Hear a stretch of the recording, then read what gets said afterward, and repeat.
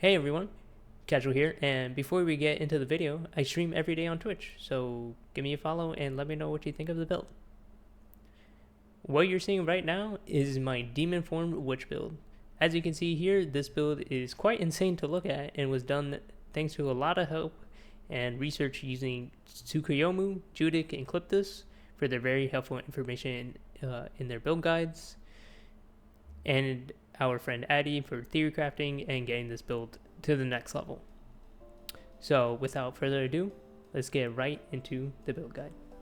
I took inspiration from these guys and tried to make this build kind of insane in terms of how many entities that I could probably spawn in. And my GPU is currently begging me for mercy as I'm making this build guide, so I hope that this doesn't brick. First up, we're going to take a look at some key breakpoints in this build that we really want to hit. First up, we want as low HP as we can possibly get. As you can see, I have 89 HP reserve, so technically I have around like 300 some, but right now 264 HP is where I'm at. Infernal Flame, I would say around 750 to 800. Infernal Flame is kind of where we want to be at in terms of that, so we don't overcast or undercast. That's a whole nother thing.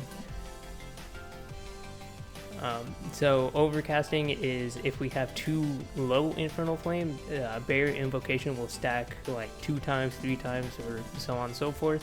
So that's overcasting.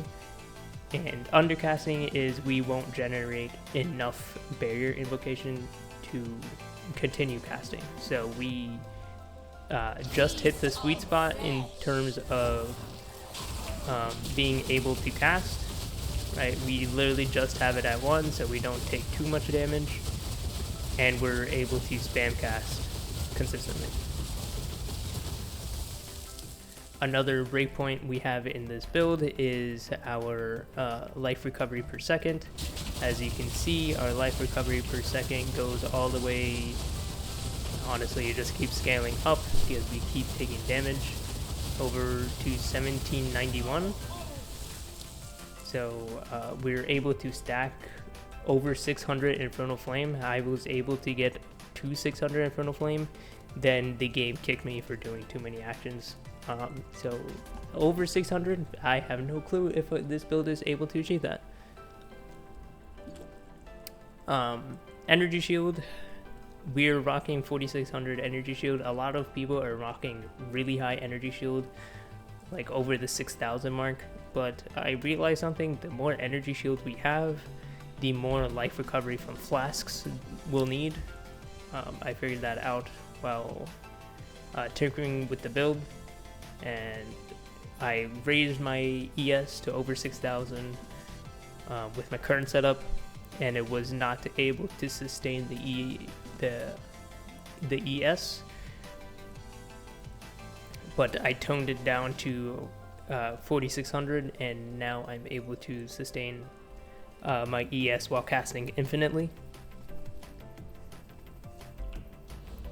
We'll go over the passives real quick because this is very important in how the build functions.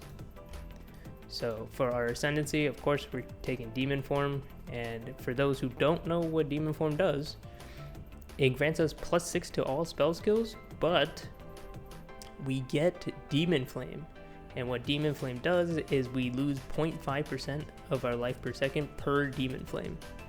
And that scales up to however much Demon Flame you can handle until you reach 1 HP, then you're taking it out of Demon Form. The reason why we want to get as high of Demon Flame as we possibly can is because of deal 18% increased spell damage per Demon Flame. This stacking up to 600 Demon Flame is a crazy number for our spell skills. Next up, we have Pyromantic Pact. So we, instead of using mana, we use Infernal Flame, which allows us to keep casting Barrier Invocation. Because what Pyromantic Pact does is once we gain 100% of our infernal flame, we take damage and have a chance to ignite ourselves. So once we do that, our barrier invocation charges, and we're able to just spam barrier invocation because it'll fill up our infernal flame, take damage, fill up our infernal flame, take damage. Now, your question might be, well, how aren't you dying? The reason why that is because of our life flask. Our life flask is probably the most important thing about the build, other than the passive tree. We really need around 1900 to 2100 life over 3 seconds. We want this stat line of 84% life recovered, or however much percent life recovered, and removes 15% of life recovered from mana when used. This second stat line is literally not important because we gain increased life recovered, and this stat line doesn't affect us at all because we're not using mana. And we gain charges per second. We really want the charges per second because we are spamming life flasks constantly. And how life flask works is once we are ignited, let's try to ignite ourselves. Once we are ignited, as you can see, it doesn't fill up all the way until we're unignited. So if we keep igniting ourselves, all the flash charges stay being used. And we keep regaining life flasks because of that and our alchemist boon, which I'll get to later in the video.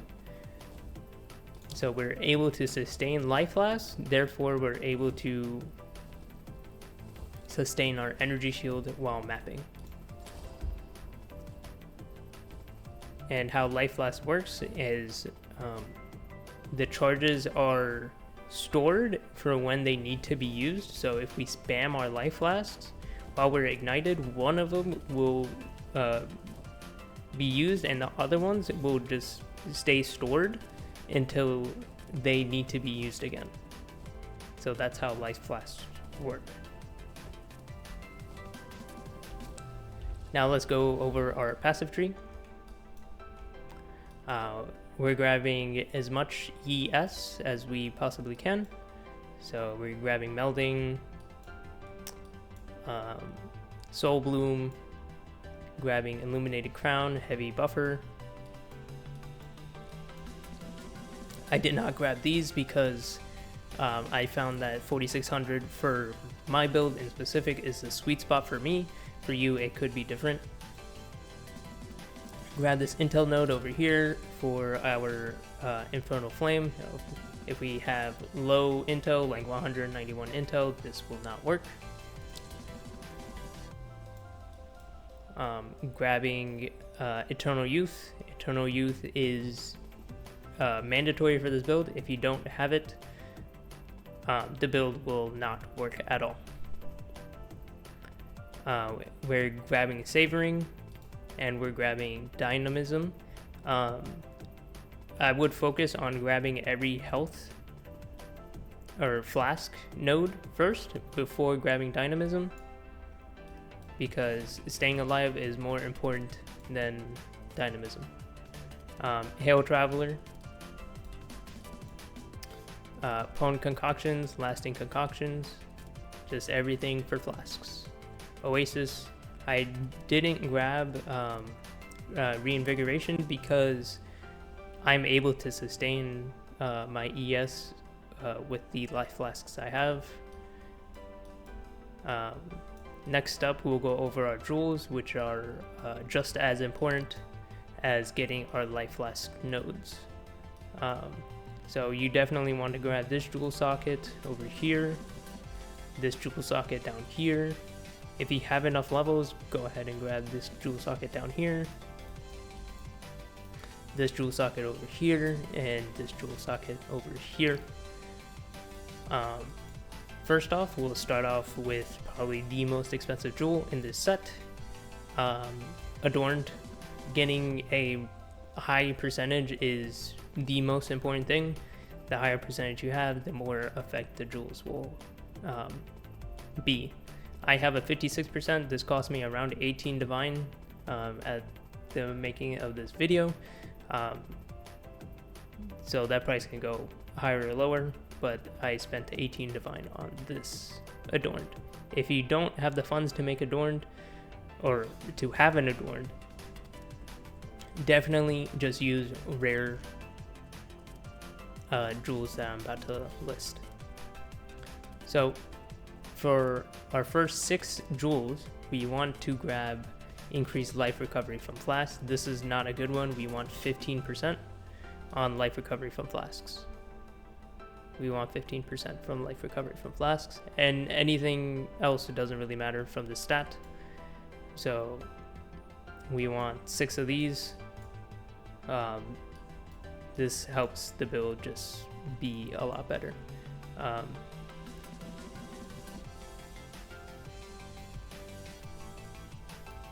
Next up is our rubies. We will have like 3 or 4 of these depending on if you have this slot or not. And this will just be +2 max fire resistance. And we most definitely want as much fire resistance as we can possibly get. Right now I'm at sitting around 79%. This is pretty low, honestly.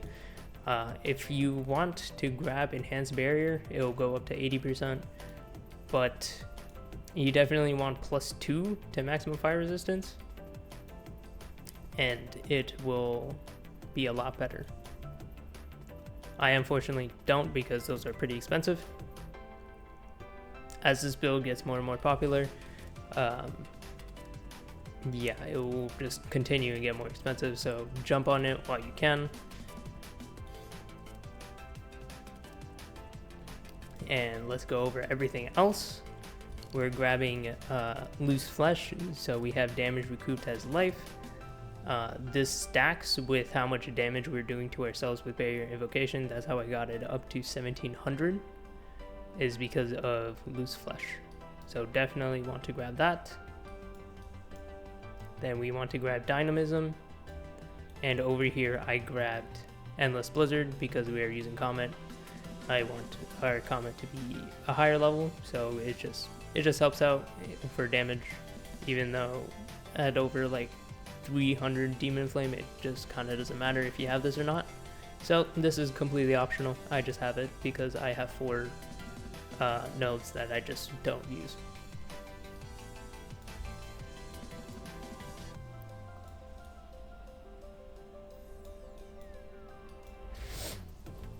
Next up, we'll go over our gear. Don't mind my inventory tab, it's a mess, I know. First up is our helmet.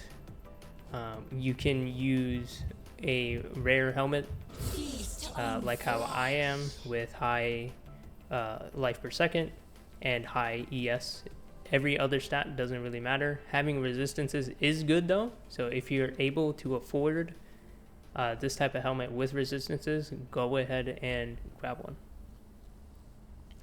I would say the most important part of the build comes from double Ming's Heart, so this reduces our maximum life, and Ghost Writhe, which also decreases our maximum life by 50% and converts it to energy shield.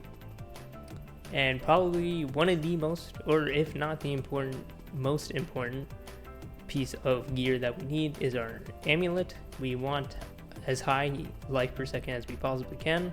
We want +3 to spell skills, or this build won't work.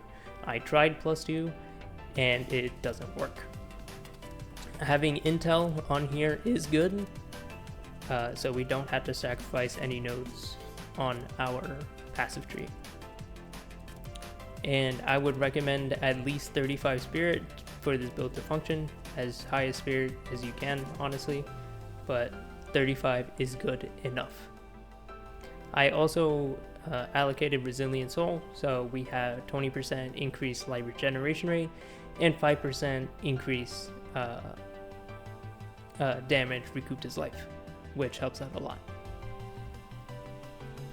Next up, for these 3 pieces, I will just go over all of them. Resistances, life per second, and energy shield. That is all we want. Everything else doesn't really matter. Movement speed doesn't matter because we have the dodge ability on demon form. We're not able to get life per second on gloves, so just get as high resistances as you can with high ES as you can.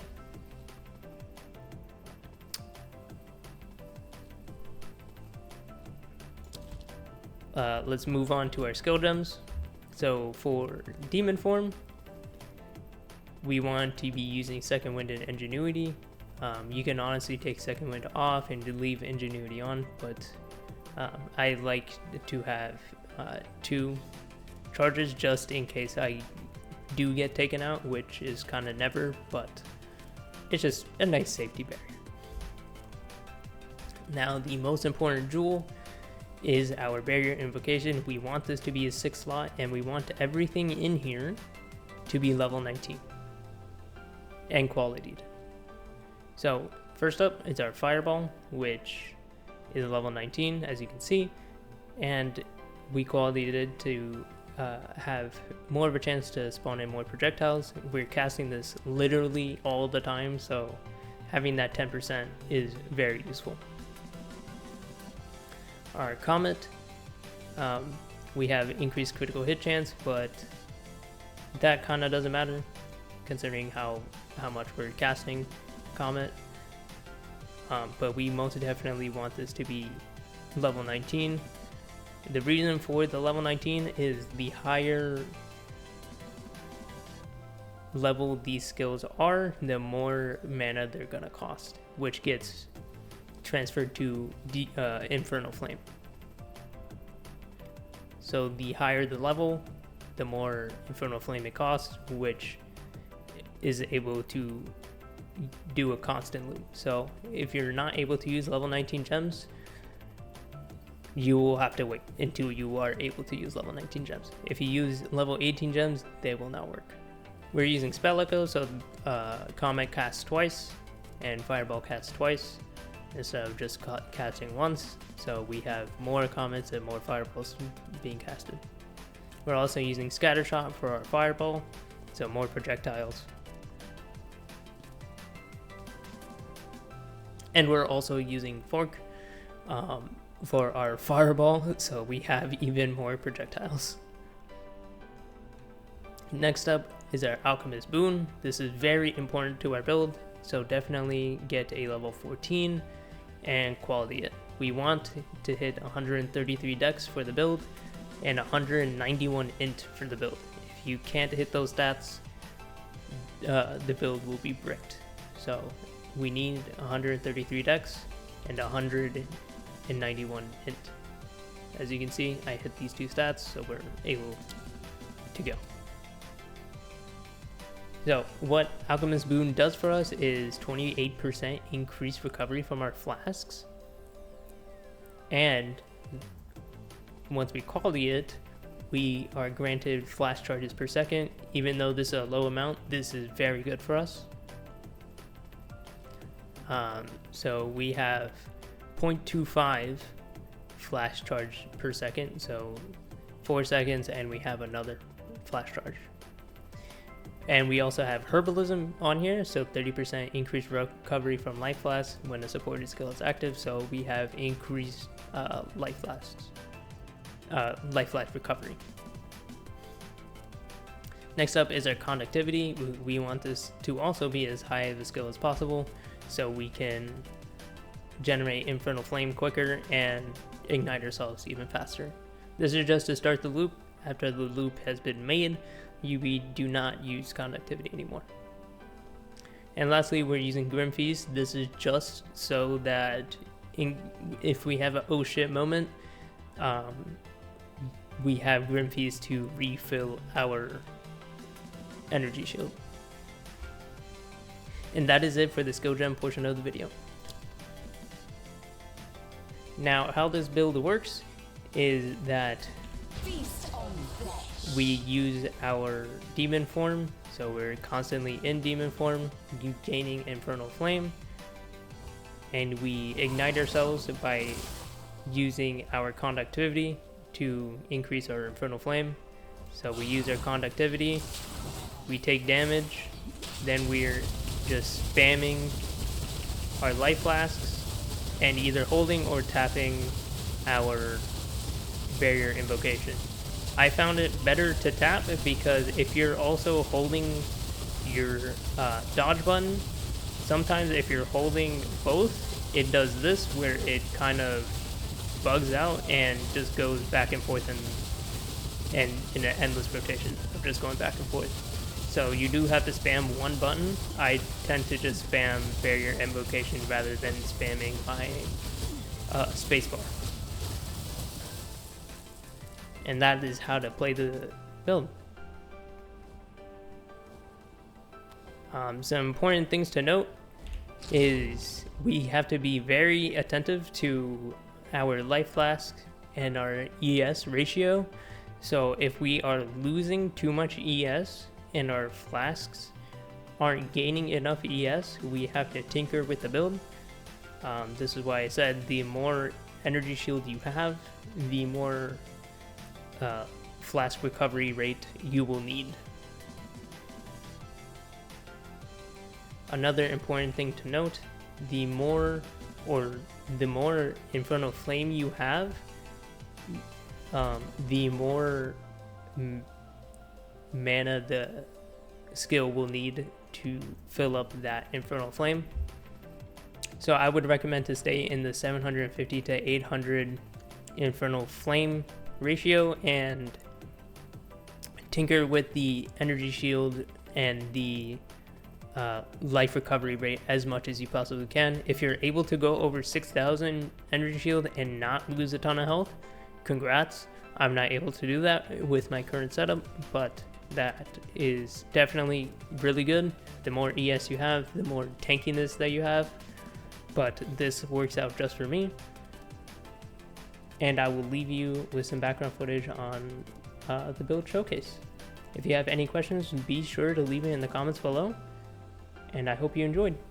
I'll catch you guys later.